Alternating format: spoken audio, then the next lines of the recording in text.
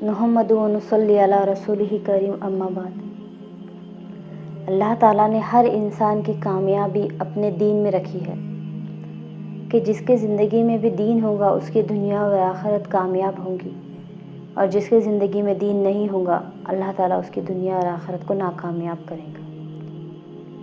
جب اللہ نے اس دین پہ چلنے کا موقع ہمیں دیا ہے تو ہمیں کچھ صفتوں پر عمل کرنے کی ضرورت ہے۔ اس میں سب سے پہلی صفت ہے ایمان۔ ایمان کے جس کے بول ہے لا الہ الا اللہ محمد رسول اللہ۔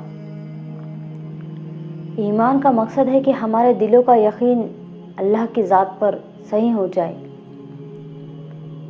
کہ ہر کرنے والی ذات نفع، نقصان، بیماری، شفا، دکھ، تکلیف، ہر چیز کا دینے والا اللہ ہے۔ ساری دنیا اللہ کے محتاج ہے لیکن اللہ کسی کا محتاج نہیں، اور اللہ کو کسی کام کو بنانے کے لیے کسی اسباب کی ضرورت نہیں۔ جسے اللہ تعالیٰ نے حضرت آدم علیہ السلام کو بنا ماں باپ کے پیدا کیا، اور اللہ تعالیٰ اسباب کے خلاف بھی کرتے ہیں۔ جسے ابراہیم علیہ السلام کو جب آگ میں ڈالا گیا تو وہ آگ انہیں جلا نہیں سکی، جبکہ اسی آگ نے ان کے جسم پہ بنی ہوئی رسیوں کو جلا دیا۔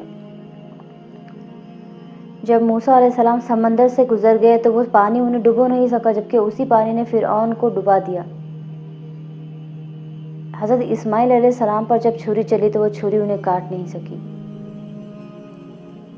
اور بے شک اللہ تعالیٰ اسباب کے ساتھ بھی کر کے دکھاتا ہے۔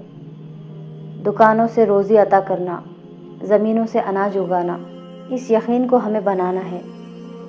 یہ یقین ہمارا بن جائے اسی لیے ہمیں کچھ کاموں پہ محنت کرنا ہے، جس سے لوگوں میں خوب ایمان کی دعوت دینا ہے کہ جو لا الہ الا اللہ محمد رسول اللہ کہے گا اور اسی کلمے پہ اگر اس کی موت ہو جائے تو بے شک وہ جنت میں ضرور جائے گا۔ ساتوں زمین و آسمان کو ترازو کے ایک پلڑے میں رکھ دیا جائے اور اس کلمے کو اگر ایک ترازو کے پلڑے میں رکھ دیا جائے تو کلمے والا پلڑا جھک جائے گا۔ اس دنیا میں تب تک قیامت نہیں آ سکتی جب تک اللہ اللہ کہنے والا ایک شخص بھی اس دنیا میں موجود رہے گا۔ نبی کریم صلی اللہ علیہ وسلم سے ایک صحابی نے پوچھا کہ یا رسول اللہ ایمان کیا ہے؟ آپ نے فرمایا کہ جب تمہارے دل کو نیکی کر کے خوشی ملنے لگے اور گناہ کر کے تکلیف ہونے لگے تو سمجھ لینا کہ تم مومن ہو۔ اور ایمان کی حلاوت اسی کو نصیب ہوں گی کہ جس کے دل میں اللہ کی اور اس کے دین کی محبت سب سے زیادہ ہوگی۔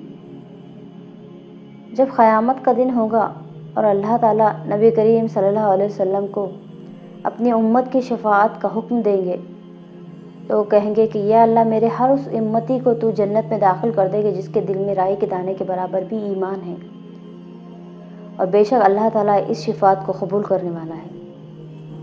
ایک روایت میں آتا ہے کہ نبی کریم صلی اللہ علیہ وسلم فرماتے ہیں جس نے مجھے دیکھا اور پھر مجھ پہ ایمان لایا میں اسے ایک بار مبارکباد دیتا ہوں، لیکن جس نے مجھے نہیں دیکھا اور مجھ پہ ایمان لایا میں اسے بار بار مبارکباد دیتا ہوں۔ جہاں بھی کسی مخلوق سے کسی لوگوں سے کچھ ہوتا ہوا دکھائی دے تو وہاں ہمیں اپنے دل اور زبان دونوں سے انکار کرنا ہے اور اللہ کے ہونے کا اقرار کرنا ہے کہ بے شک نفع نقصان ہر چیز اللہ کے ہاتھ میں، اور ساری دنیا کے انسان بھی اکٹھا ہو جائے اور کسی شخص کو نقصان پہنچانا چاہے تو نہیں پہنچا سکتے جب تک اللہ نہ چاہے، اور سارے دنیا کے انسان اکٹھا ہو جائے اور کسی شخص کو فائدہ پہنچانا چاہے تو نہیں پہنچا سکتے جب تک اللہ تعالیٰ نہیں چاہے۔ نبی کریم صلی اللہ علیہ وسلم فرماتے ہیں کہ الایمان یزید و ینقص، کہ ایمان بڑھتا بھی ہے اور گھٹتا بھی ہے۔ تم ہمیشہ دعاؤں کے ذریعے اس ایمان کی سلامتی اور حقیقت کی دعا اللہ تعالیٰ سے مانگتے رہے۔